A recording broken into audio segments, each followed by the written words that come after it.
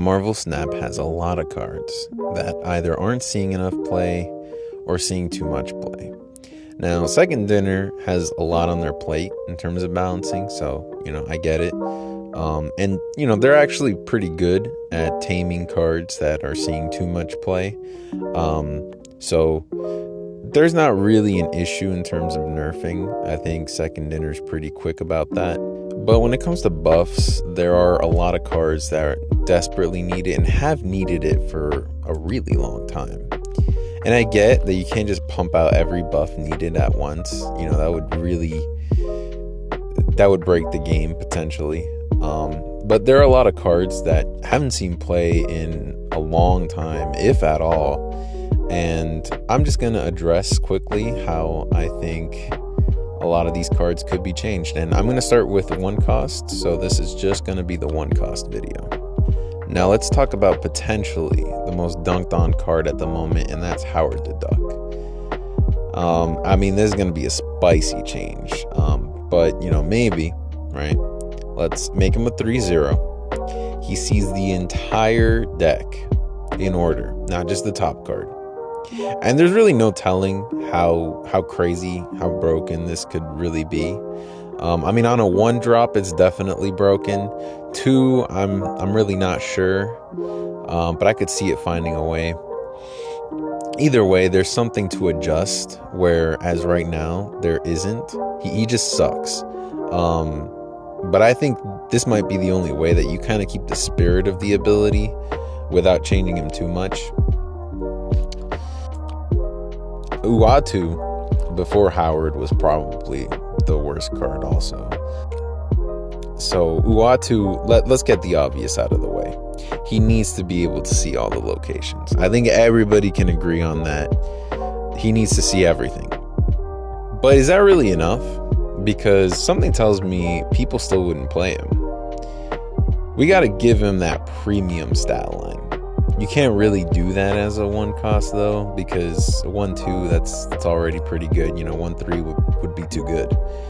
So I say make him a 3-5. I think maybe then at least one deck might make use of him.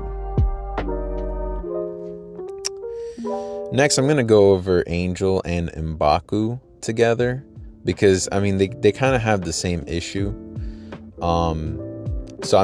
First of all, both of them need to be from the deck or the hand. In addition to that, they really just need to either be a 2-3 or a 3-4. I know it seems like a boring change, kind of like Uatu, but the truth is that just nobody cares about a 1-2. That does nothing. Especially, right? Like, even if they're free, it's just a 1-2 just sitting there. So honestly, I think that change would be enough to at least give them some niche play. I'm gonna quickly gloss over Martyr. I honestly don't think she's terrible, but she's also not viable. I suppose maybe if Bounce was good, then Martyr would be good. A 1-6, she might be too good, but I'd be willing to at least try it out.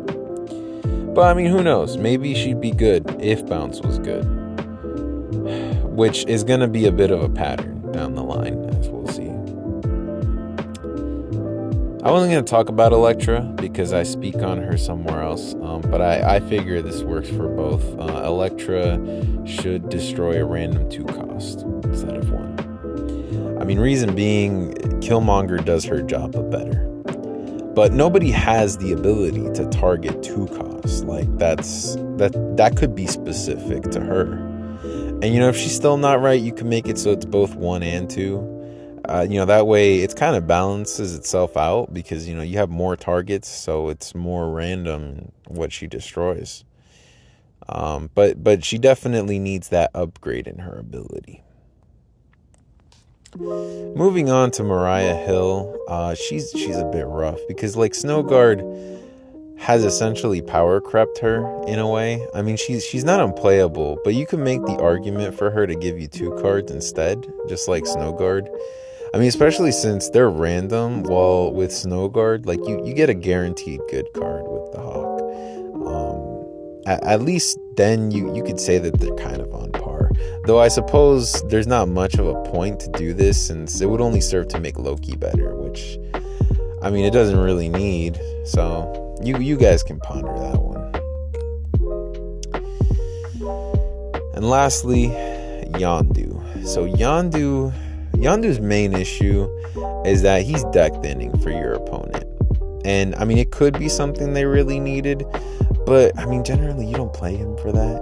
He technically gets you info in the same way that Cable does. But I mean, Cable isn't even that good, and at least for Cable, you could say he gets you a card where some decks like Loki can use that. And Yondu doesn't. I mean, you might play Yondu if you want to bump up Null or help Death, which is fine. But with Deadpool and Nico kind of being the best one-drops for Destroy, there's just no reason to run him. What would be interesting is if he destroyed in the hand, but then he'd kind of have to have like Black Bolt kind of stats, and overall I don't know if they'd want that much hand disruption in the game. I think a good effect that would still kind of keep what he has now would be to destroy a random 5 or 6 cost in your opponent's deck.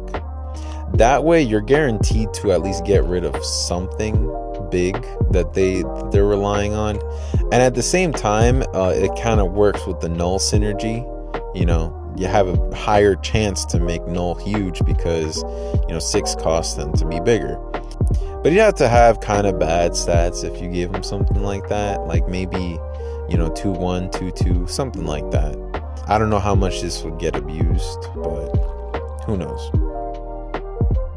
Well, those are all the 1 costs. I'll be making a video on all the other costs, so stay tuned.